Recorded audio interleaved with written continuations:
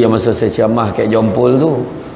Saya ceramah kan, kelebihan penyusuan susu ibu. Orang perempuan nak cantik badan susu ibu, betul. Tapi cara tu nak betul. Macam ni kampung kan tu, sebab orang tua dulu kan, orang dulu dia bangun macam ni, dia pegang ni. Dalam gelap macam ni. Ngantuk-ngantuk pandang dia nak macam tu Jadi dia lock up tu, mata pandang. Lawa lah badan ni. Ini bantai melambak macam ni. Mana nak lawa? Merangkak budak tu mencari bila budak tu dah basah. Ni betul cerita ni, bukan kata nak melalawak dah, betul. Saya jadi teringat tu sebab saya tak boleh lupa. Itulah saya kena kat Jompol. Saya tak ingat ceramah tajuk apa. Marin mana ada PA. Poilah ceramah. Dalam perjalanan tu saya pun tengok apa tajuk saya telefon penganjur. Apa tajuk hari ni kak? Tajuk kelebihan penyusuan susu ibu. Tak ada orang lain kau nak panggil tu. Tak tahu dia nak gak start kata. Yalah belasah lah. Masalah bila saya sampai kat dewan, mula semangat kat lah. Sampai sanun semua tu tua. Tak ada botol yang muda, susu dah kering, apa hal datang tu. Tapi tak apalah, saya ceramah tu yang saya tahu tu. Kan, terpaksa lah kaji. Saya telefonkan kawan saya yang mana yang doktor, pakar apa semua tu, telefon lah. Dia cakap macam ni. Kebetulan rupa-rupa hari tu hari penyusuan susu ibu sedunia. Hospital Jompol dengan perkumpulan wanita kat Sanun combine buat program tu. Awak lah tak perasan tajuk apa. Dah nak poi ibu tahu. Tu tahu tu.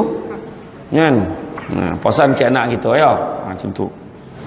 Jangan melambak macam tu. Ni nampak hal lah kan. Kan? Allahu Akbar. Kemudian dan riwayat Ibnu Majah dan Nasa'i serta disahihkan oleh Al-Hakim, ya Rasulullah, aku ingin berperang, maka aku datang meminta petunjukmu. Rasulullah SAW bertanya, apakah kamu masih ada ibu? Lelaki itu menjawab, ya. Lalu Nabi SAW berkata, jagalah mereka, sesungguhnya syurga terletak di bawah tapak kakinya. Mana daripada pagi perang, dia suruh dia balik, jaga mak kau. Dalam riwayat yang sahih dikatakan, apakah engkau masih ada kedua orang tua? Jawabnya ya. Kemudian Rasulullah SAW berkata, jagalah mereka, sesungguhnya syurga terletak di bawah tapak kakinya. Malah At-Tirmizi membenarkannya dari Abu Darda bahawa seorang lelaki datang kepadanya seraya berkata, aku ada isteri sedang ibuku minta aku menceraikannya. Dia berkata, aku dengar Rasulullah SAW bersabda, orang tua itu adalah kunci pintu syurga. Jika mahu aku hilangkan saja atau aku menjaganya. Maknanya dalam hal tu, maknanya macam mana pun semua mak, semua ibu, tak kisahlah kita panggil apa. Macam orang Semelawati ni ramai panggil mama. Nada tu mami, yang seerti dengan mumia. Kita lu senang omak aja. Sekarang ni umi okey lagi, umi, ibu boleh lah.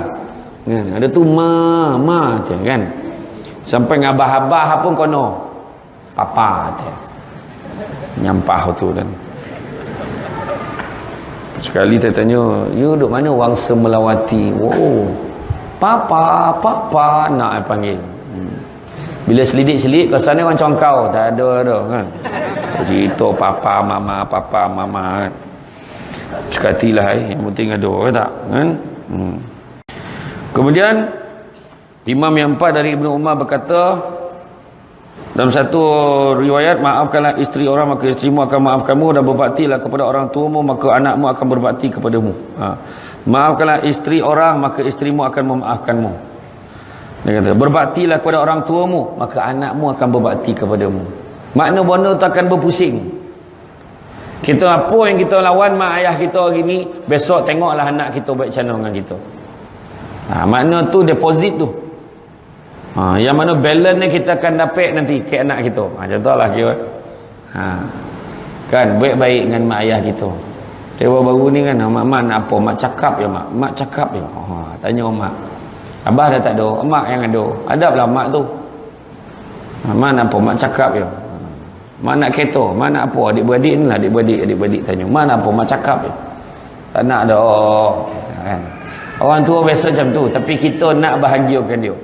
Bagi dia senang hati dah cukup dah. Jangan sakitkan hati dia tu. Kan?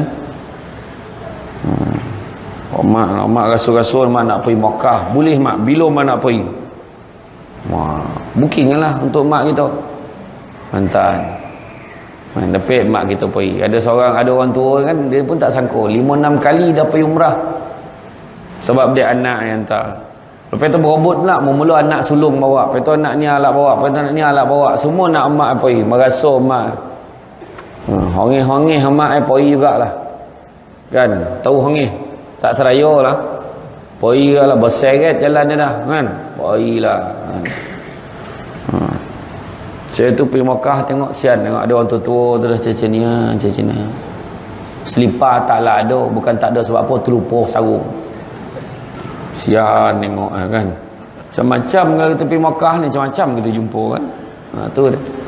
Kan ada tu orang tua tu keliling anak ai seret. Sabar yang anak ai bawa. Ui, saya makin arwah wan saya makin lah. Ya Allah Akbar. Nak kena sabar betul dengan dia. Kalau dia turun kereta nak bawa masuk dalam rumah tu, macam ni lah, nengok tapak kaki tu ngensot tu. Wan, tu dukung nak tak ada. Siap nak dukung dia dah rasa tak sabar nunggu dia melangkah. Dia dukung lah. Jalan dia slow sampai dalam. Memang kena sabar dengan tu. Kan? Sebab sampai masuk kalau kita sabar ni kan, time kita tua so anak kita sabar, kalau tak sabar tengok kita ni. Macam tu je. Macam mana kita tinggi suara dengan mak kita, macam tu lah anak kita tinggi suara dengan kita. So. Macam tu lah dia. Ingat-ingat sikit.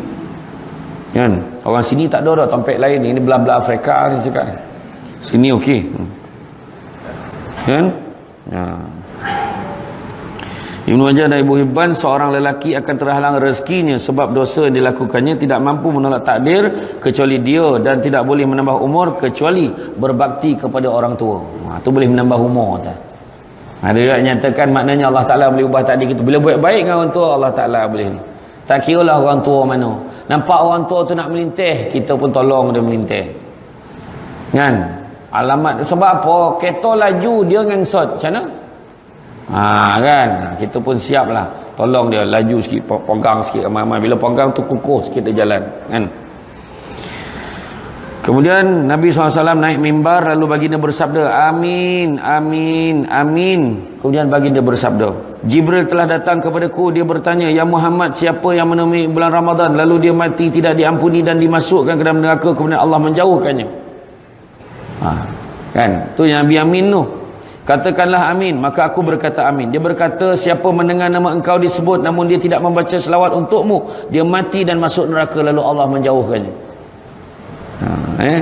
Yang pertama tadi, kalau dia mati tak diampunkan dosanya, mati dengan tahap tidak diampunkan dosanya, maka Allah akan masukkan dia ke dalam neraka dan Allah Ta'ala menjauhkannya, jauh daripada Allah.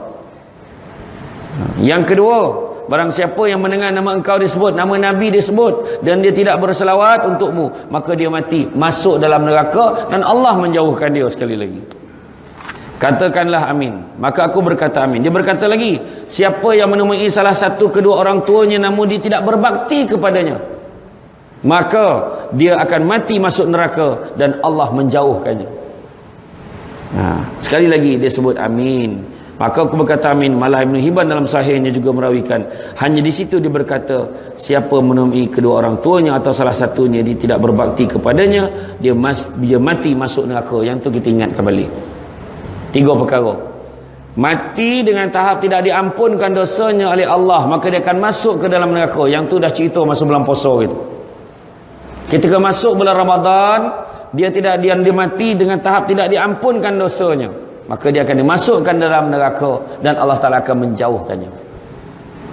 Kedua, bila dia sebut nama Nabi dan dia tidak berselawat kepada Nabi, dan dia mati dalam keadaan dia tidak pernah selawat pada Nabi itu tadi, tak ingat kat Nabi, tak amal sunnah Nabi, maka masuk ke dalam neraka dan Allah Ta'ala menjauhkannya. Dan yang ketiga, tatkala menemui orang tuanya, jumpa kedua orang tuanya dan tidak berbakti kepadanya, juga Allah Ta'ala akan masukkan dia ke dalam neraka dan Allah Ta'ala menjauhkannya.